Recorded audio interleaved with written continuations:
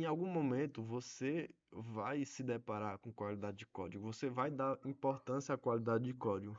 E esse momento geralmente acontece quando você já passou por muita coisa, quando você já escreveu muito código e já quebrou a cara várias vezes, percebendo que códigos ruins, eles vivem pouco e morrem rápido, enquanto códigos bons, eles vivem muito e perduram por muito tempo. E esse assunto de qualidade de código, de fazer bons códigos, ele vem desde os cartões perfurados. E Martin Bob simplesmente dá outra roupagem para isso, dá outro cara para isso, trazendo não mais regras como os outros autores traziam, né? Regras de como escrever um código, mas sim trazendo princípios de como pensar no código, de como o programador deve pensar. E isso é muito massa, né? E assim, pensar em qualidade de código é um pensamento de rico, é um pensamento de quem já passou por muita coisa. O iniciante não vai pensar em qualidade de código, até porque o que importa no fim do dia é a entrega, é o valor que você agregou na mão do cliente, é o valor que você agregou na mão da empresa.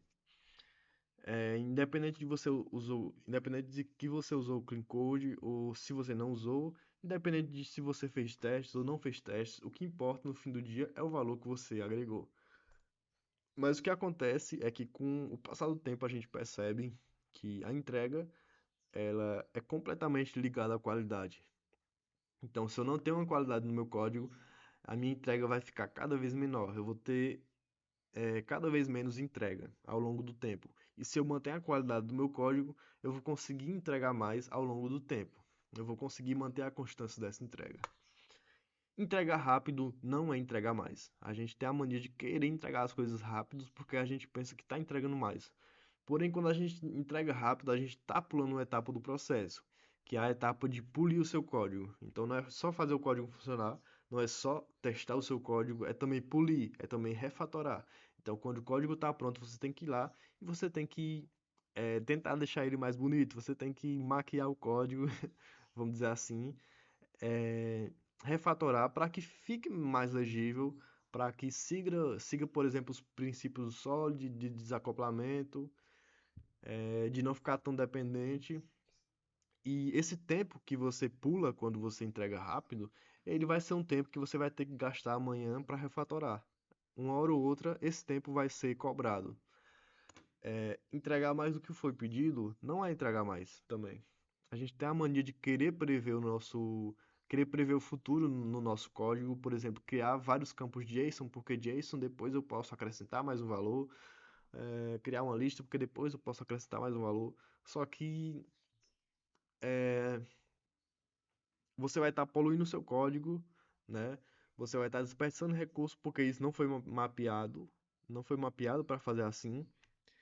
E se no futuro você realmente acertar a sua previsão, você nem vai se lembrar mais desse código que você fez. Você nem lembra o código que você fez ontem, quanto mais esse código que você fez 2 meses atrás.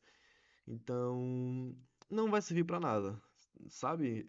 Acertar o futuro não vai servir para nada. Faça o melhor que você pode fazer hoje, faça o melhor código que foi pedido. Prever o futuro, né? A gente já falou. É melhor fazer um código grande que faz poucas coisas do que um código pequeno que faz muitas coisas. Poucas linhas de códigos quer dizer contexto reduzido. Contexto reduzido que significa que quem pegar aquele código vai demorar mais para entender e vai atrasar mais a entrega. O pensamento de que um estagiário escreve 10 linhas, sendo que um sênior só precisa fazer uma para fazer o mesmo, está totalmente errado. É justamente o contrário. Quanto mais sênior o programador é, mais linhas de código ele escreve, porque ele tenta deixar o contexto muito mais claro. Ele testa mais, ele desacopla mais. Então, poucas linhas de código não é um bom sinal, não é que você seja um bom programador, muito pelo contrário. Quanto mais contextualizado seu código estiver, quanto mais desacoplado seu código estiver, quanto mais simples seu código estiver, e isso vai demandar mais linha de código, melhor o seu código vai estar. Não tenha medo de usar vários ifs, várias estruturas de repetição, desde que elas deixem o código mais claro, certo? Tenha medo de usar menos ifs e menos estruturas de repetição e o seu código ficar mais obscuro. Isso sim é o que você deve temer. Entregar muito internamente não é entregar muito. Então a gente tem dois tipos de entrega: uma entrega que serve para o cliente e uma entrega que serve para a empresa. Quando você trabalha corrigindo muitos bugs e você corrigiu ao longo de um mês 100 bugs, você não entregou nada para o cliente, certo? O cliente não se sente. Claro que é importante corrigir bugs, mas isso não é uma entrega efetiva para o cliente. Desacoplar, por exemplo, é algo muito bom. Mudar a tecnologia é algo muito bom. Ir para uma estrutura de microserviços é algo muito bom, mas é somente uma entrega interna. O cliente não vai sentir realmente essa entrega. Por isso, hoje em dia, a arquitetura de microserviços está sendo repensada e muita gente está voltando atrás desse tipo de arquitetura. Porque apesar da gente ter um desacoplamento muito alto, isso pode dificultar muito a entrega no final das contas para o cliente. A entrega de novas features, por exemplo, pode ficar afetada e pode demorar muito mais. Então a qualidade de código, ela não pode matar a entrega, beleza? Entregar muito é crescer saudável e sem anabolizantes. Fazer um código sem qualidade nos garante um crescimento rápido e uma queda contínua. Então você vai crescer bem rapidamente e vai cair lentamente até chegar ao marco zero e você falir sua empresa. E pensar em qualidade de código nos garante um crescimento lento e uma entrega contínua e certeira. Então você vai ter sempre estar crescendo. Um código doente, ele cresce rápido, mas também ele cai, vai caindo lentamente, até não conseguir se sustentar mais. E um código saudável, ele vai crescendo lentamente. E vale mais crescer 1% ao dia do que 100% em uma semana. 1% ao dia vai nos render lá na frente muito mais do que 100% agora. Então, pensar em qualidade de código é pensar em um futuro duradouro. Um código ruim deu fim a uma empresa. E essa é uma história minha, que eu trago aqui. Vou tentar ser muito breve, mas é muito importante que vocês vejam a importância da qualidade do código. Em 2018 eu comecei a mexer com day trade, comecei a mexer com operações, e aí perdi muito dinheiro. E aí, ao invés de eu mexer com day trade, eu fui fazer freelancer para criar indicadores. Então, indicadores são basicamente estratégias em forma de programação.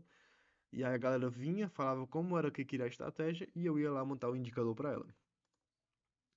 E aí eu tive uma ideia, né? Na época, existia só uma plataforma de automação para esse tipo de indicador e ela custava muito caro. Então eu fui lá, em 2019 eu criei a minha plataforma de indicadores, de automação de indicadores, que era a Bot Pro. Criei, lancei ela, né, para concorrer com a outra plataforma. Em 2020, a gente conseguiu 600 clientes recorrentes, de pagamento recorrente na plataforma. Clientes muito satisfeitos, que gostavam muito da plataforma, que agregavam muito valor para elas. E aí, em 2021, o negócio começou a apitar. Um alerta começou a apitar, porque todo o código que eu mexia, toda a implementação a mais, toda nova linha de código causava muito problema no código que já existia, no código anterior. Então, eu não conseguia mais criar novas features sem que aquilo quebrasse alguma outra parte do código e afetasse o cliente no fim das contas. Eu não conseguia corrigir um bug que no final das contas não causasse outro bug. E aí os clientes foram ficando insatisfeitos, foram reclamando, eu fui agregando cada vez menos valor e valor inverso, né? Acabava afetando eles inversamente e chegou um ponto que não deu mais, não deu mais. Em 2022 a gente acabou com a empresa e a empresa faliu por conta de código ruim. E eu vou contar uma coisa para vocês que pode parecer chocante, mas o meu código ele não tinha sequer uma classe. Eu não escrevi uma classe. Eu não sabia escrever, eu não sabia mexer com orientação a objeto ainda. Eu não sabia. E mesmo sem saber, eu consegui fazer uma empresa que durou aí seus 3 anos de vida, consegui ter muitos clientes, consegui ganhar muito dinheiro, mas eu não consegui sustentar a empresa. E essa é a diferença de um código ruim para um código bom. Um código bom, ele se sustenta ao longo do tempo, e um código ruim, ele não se sustenta. Mas como a gente faz bons códigos, né? Se ele é tão importante, como é que a gente faz bons códigos? Quando a gente fala em bons códigos, a gente fala em códigos que vivem muito e sobrevivem ao tempo e às alterações de requisitos. E se em algum momento a gente for precisar mexer nesse código, for precisar alterar, refazer, refatorar, vai ser uma tarefa tranquila e agradável, porque ele está desacoplado, ele é um código fácil de entender e vai ser muito tranquilo fazer isso. E aí eu quero entrar em outro assunto, na verdade faz parte do mesmo assunto, mas a forma com que a linguagem evoluiu, né? A linguagem de cartão perfurado para uma linguagem hoje, como JavaScript, Python, são linguagens muito diferentes, porque possuem níveis de abstrações muito mais altos. Se antes eu precisava descrever exatamente eh, qual transistor ia ligar e desligar, hoje eu preciso simplesmente dar um print que esse print vai ter várias camadas de conversão que no final vai ligar e desligar os transistores que a gente precisa. E aqui eu tenho um código feito em assembly e eu quero que você tente adivinhar o que é que esse código faz, né? O que é que esse código faz, velho? É difícil entender o que esse código faz, né? É muito difícil entender o que esse código faz, mas ele é só um hello hoje escrito em assembly. E essa é a diferença de uma linguagem de baixo nível, de uma linguagem com pouca abstração, para uma linguagem de muita abstração, porque hoje a gente vem no Python e a gente consegue fazer simplesmente um print hello world. E não é que isso não aconteça, isso está escondido em uma camada que a gente não precisa mexer, não precisa se preocupar, né? A gente só precisa vir aqui e dar um print. E qual é o maior problema das linguagens de baixo nível? Qual é o maior problema da gente lidar com isso aqui? É basicamente que a gente não consegue inferir o contexto, a gente não consegue, é, com facilidade, adivinhar o que se refere esse código aí. E esse é o maior problema, né? Inferir o contexto. E as linguagens modernas, elas vêm para se aproximar mais da linguagem humana, para ter um nível de abstração mais alto e para que os contextos sejam entendidos mais facilmente.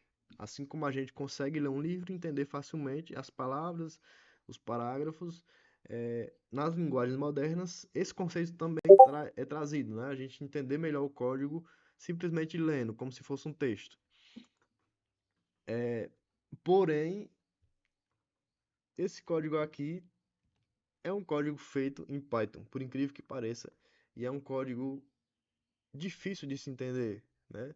Se as linguagens modernas vêm para fazer com que a gente entenda melhor o código, qual é o problema desse código, né? Por que é tão difícil de entender esse código?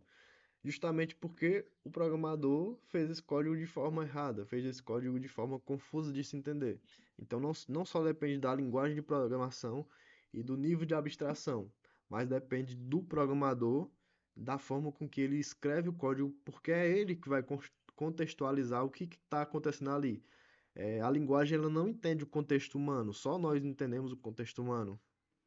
Só nós entendemos uma operação no banco, em um banco, só nós entendemos o contexto de um curso, de uma matrícula, enfim. E aí, se a gente pega esse código e refatora, dando contexto a ele, fica muito mais fácil de se entender. Mesmo que seja um código maior, mesmo que seja um código com mais letras, mais palavras, esse é um código que você entende facilmente, né? Aqui a gente calcula o resultado de A mais B e ali a gente formata a mensagem. Beleza, entendemos facilmente. Então não importa só a linguagem, importa como o programador escreve. Porque não adianta nada uma linguagem de alto nível se o programador continua se conversando com a máquina. E cara, isso é o maior aprendizado do Clean Code.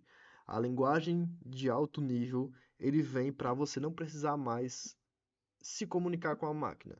Você não precisa mais se preocupar com processador, com memória, com nada disso, com ponto e vírgula, com nada disso. Você precisa se preocupar em escrever o contexto, em dar sentido ao código. Você agora escreve para humanos, você não escreve mais para máquinas. Você escreve o código para os seus colegas de trabalho ou para você no futuro. Você não escreve mais para o seu computador.